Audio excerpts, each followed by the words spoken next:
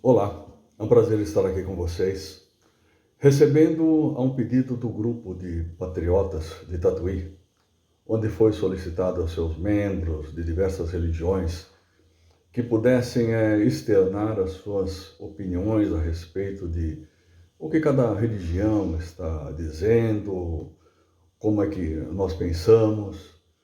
Então foi solicitado a mim, que sou espírita, para que pudesse gravar aqui o meu depoimento. Em primeiro lugar, eu quero salientar o seguinte, que nós, espíritas, não admitimos nenhum tipo de propaganda partidária, de propaganda política dentro das nossas casas, muito menos o uso da tribuna para que nós venhamos a ter este ou aquele posicionamento em particular. Então, é assim que nós agimos. Então, para que eu colocasse aqui pelo menos uma posição a respeito daquilo que orienta o nosso pensamento, já que nós somos espíritas cristãos. Em primeiro lugar, nós somos cristãos. Depois nós somos espíritas, porque Jesus Cristo sempre vem em primeiro lugar. Então, para dizer, para vir em auxílio, dessa nossa dissertação que estou fazendo na noite de hoje, eu recorri aqui ao Evangelho, onde tem aqui um trecho de Lucas, Lucas, capítulo 12, versículos de 49 a 53, que diz o seguinte: Eu vim trazer fogo à terra, e senão que ele se acenda, pois, tenho que ser batizado num batismo, e quão grande não é a minha angústia, até que ele se cumpra. Vós cuidais que eu vim trazer paz à terra? Não, vos digo eu que, mas a separação, porque de hoje em diante haverá numa mesma casa 5 pessoas divididas, 3 contra 2 e 2 contra 3. Estarão divididas o pai contra o filho, e o filho contra seu pai, a mãe contra a filha e a filha contra a mãe, a sogra contra a sua nora e a nora contra a sua sogra. O que Jesus, que é o profeta dos profetas, quis dizer com isso? Que todos aqueles que defendem a causa do cristianismo, que todos aqueles que defendem a causa cristã, do amor ao próximo, do amor a Deus, todos aqueles que se posicionarem nessa questão moral, Jesus aqui nos fala a respeito de moral, que estarão divididos dentro de uma casa por questões morais, por questões de conhecimento, por questões de posicionamento, até mesmo políticos, que estarão uns contra os outros. Então, nada mais atual do que o profeta dos profetas nos diz. Ele já previu isso. Porque aqueles que quiserem levar adiante o pensamento cristão, logicamente haverão aqueles que são contra, haverão aqueles que não estarão de acordo com aquilo que Jesus professa. Então, nós aqui da doutrina espírita também seguimos os ensinamentos do Cristo. E se nós observarmos os ensinamentos do Cristo, nós veremos que existem muitas questões nos dias de hoje que nos levam a pensar, que nos levam a refletir. Então, eu posso dizer quais são as posições de nós espíritas. Nós somos contra o aborto. Nós somos contra aquele ato de pegar, de exterminar uma vida ainda dentro do ventre materno, ainda mais nós que temos o conhecimento de que o espírito já se associa ao feto, à criança, no momento da concepção. Não é no seu nascimento. Quando existe a concepção, já existe ali a união do espírito com o corpo. Então, isso é um ato abominável. Com isso, não vamos também criticar aqueles que uma vez já fizeram um aborto, ou que por algum motivo, de causa maior da parte da pessoa, que ela tenha cometido isso, porque Jesus também, ele nos ensina a perdoar. Ele nos ensina a olhar para o nosso irmão como sendo um igual a nós. E quem é aquele que pode tirar a primeira pedra? Quem é aquele que pode tirar a pedra com aquele a quem pratica o aborto ou faz outras faltas? Então Jesus nos ensina a fraternidade. Nós também somos contra as drogas.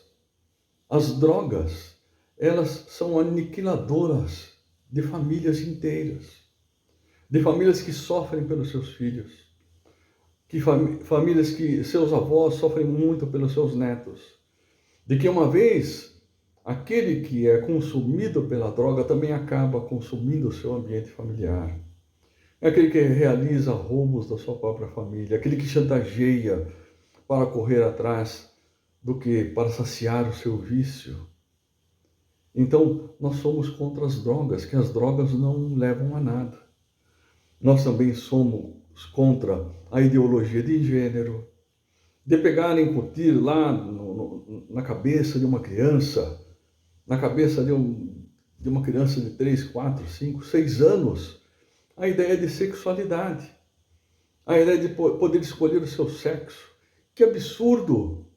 Como se Deus já não previu isso e já nos deu o sexo que a gente tem que passar na nossa experiência na Terra. Então respeitemos, sim, aquilo que Deus nos deu, aquilo que Deus determinou para nós. Então, essa questão de ideologia de gênero é mais um meio de de querer ingressar dentro da seara cristã e trazer como se fosse um direito. Não, não é um direito você chegar na minha casa e chegar para o meu filho, ou chegar para o meu neto ou bisneto e dizer para ele como ele tem que se comportar. Que nós não somos obrigados a ter um homem entrando dentro de um banheiro feminino, dentro de uma escola, onde as nossas filhas, as nossas netas estarão usando. Não, não é direito de ninguém. É direito, sim, de ter o respeito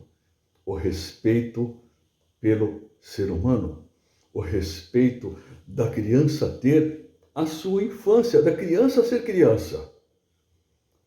Nós já passamos por tanta coisa mesmo na nossa fase de adolescência, onde existe aquela ebulição de hormônios, aquela ebulição de coisas que nos levam para determinados caminhos impetuosos, que muitas vezes nos levam pelo caminho errado, que se dirá de uma criança que sequer pensa nisso.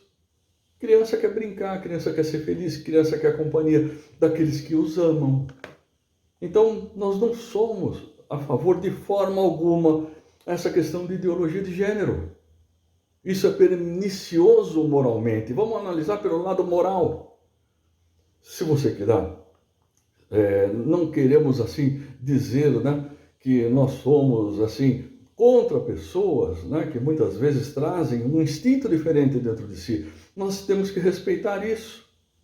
Se algumas pessoas entram pelo caminho do homossexualismo, pelo lesbianismo ou qualquer outra coisa, nós devemos amparar, nunca criticar, nunca também ser pernicioso, porque Jesus, o Mestre, foi aquele que amparou a todos, aquele que amparou os criminosos, aquele que perdoou na cruz 2 ladrões que estavam no seu lado, falou: ainda hoje vocês estarão comigo no reino dos céus. Então quem somos nós para julgar? Quem somos nós para dizer alguma coisa contra isso daí? Então, o que nós temos que ser é ser fraternos, é sermos sim irmãos. Estão querendo hoje nos separar de todas as maneiras. Queremos nos separar daqueles que moram em determinada região, do sul, do sudeste, contra o povo nordestino ou então do norte. Isso é uma farsa. Todos nós somos brasileiros, todos nós temos dentro de nós, dentro da nossa alma, esse espírito que vem crescendo desde lá de trás, que a gente somos aqui o que chamamos o país dos refugiados, o país onde nós temos a nossa descendência, descendentes de italianos, poloneses, descendentes de alemães, de japoneses, onde formamos até um povo maior do que os povos de onde eles foram originados. Então devemos respeitar, devemos tomar cuidado muito com esse tipo de separação. Eles querem nos separar para nos dividir, para nos enfraquecer. Mas nós temos dentro de nós esse sentimento de cristandade e de fraternidade.